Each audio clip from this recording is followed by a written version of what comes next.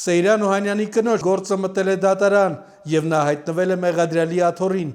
Բացահայտվել է գույքերը բարեկամների անուններով գրանցելու հատուկ սխեման։ Ուր է հիմա դոկտոր Ռուզիկը։ Արտուր, հենց հիմա ես մեր ցելի հայրենակիցին ուղղակի ցույց տամ, որտեղ ոչ բոլորն են տեսել այս երևույթին։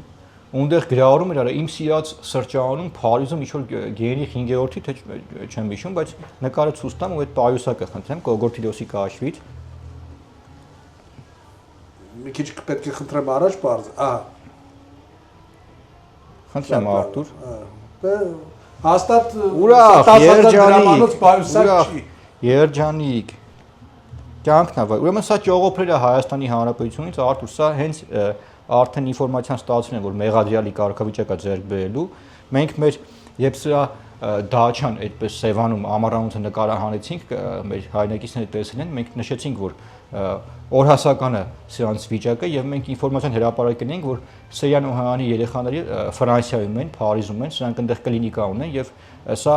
հենց հասկացել է, որ մեղադրանքը առաջադրվելու նա կանգնելու է արդարադատության առաջ, փախել է Փարիզ։ Ինչ-որ Սեյանն էլ ստենդը խոսում է, որ չեմ ուզում էլ առաջադրվեմ, չգիտեմ, ասած ինչ-որ բաներ է ուզում հասկացնի, ինչ-որ ուզում է արեցի մեջ մտնի, որ ինձ բան մի արեք, թողեմ ես է փախնեմ Ֆրանսիա։ Ուրեմն լսեք, արա, Քոչյանի քութիկներ, ով որ Քոչյանի հետ դուրս եկե իշխանություն զավթեր, դուք օր ու արև չեք ունենալու։